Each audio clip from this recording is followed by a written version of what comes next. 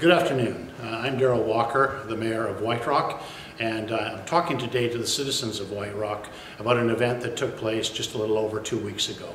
The damage that was done by the storm, the rains, the winds of December the 20th are just over 2 weeks away, and we're finally able to start giving a little bit of information to the people of White Rock and those that wish to come and still enjoy our beautiful community.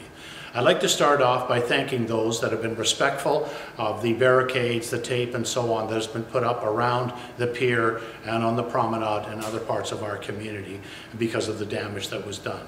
You've helped us keep this community more secure. I want to talk to people also about continuing to respect those barricades.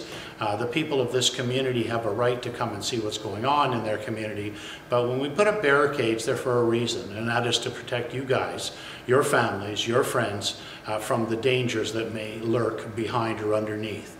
Simply by looking at the promenade and deciding that it's safe to walk on again may not quite be enough. There are indeed wires from the lamp standers that are down on the promenade that have been washed away. Some of them are probably no longer serviceable. We would call them dead wires, but we ask you to always expect that a wire you see, it may be a live wire. Stay away from the logs and other debris that has been put up on the promenade. This is for your own good and for your own safety. Please help us help you make our community safer. On the issue of opening up the promenade and starting work on the pier, we've done some preliminary studies. There's a lot more to be done, and quite frankly, the work is going to take us some time to get going. I will tell you this, that we hope to have the promenade from the pier to the White Rock opened by mid to late February. That still means that we have to restore the lines along the water's edge. The shoreline has been damaged by the waves coming in, the damage of the waves and the wind. And so while the promenade again may look safe, it may be undercut at a level where it's not safe. So we still have work to do there. We literally have to rebuild our shoreline along the promenade. So by mid to late February, we hope to have at least to the White Rock opened up, and then we intend to prioritize working to the east down towards the end of the hump and on towards what would be First Nations land. But again, if you see the barricades up, please stay away from it.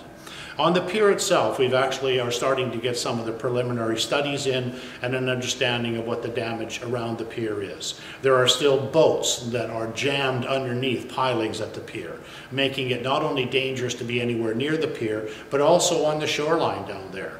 These are large vessels that could move at any time and could cause damage. It's our intention to have them out of there as quickly as possible. We hope within the next week. But please understand, things are still not safe in the pier and will not be as long as there are barricades up.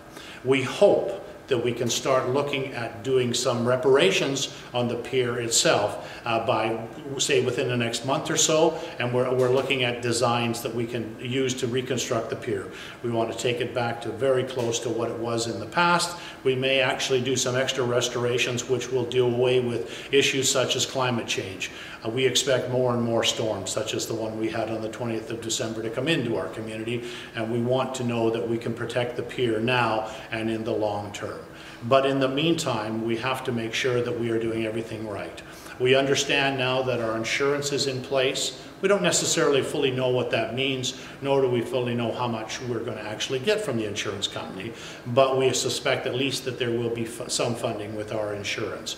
We're working with the provincial and federal governments to find grant monies, if you will call them grant monies, to be able to help to repair the structure itself. It's basically done on a percentage by both federal and provincial as well as city government. We're not sure what our percentage would look like, but we're thinking probably somewhere around 10 to 15% of the overall cost. So we will have to make sure there's funding available there.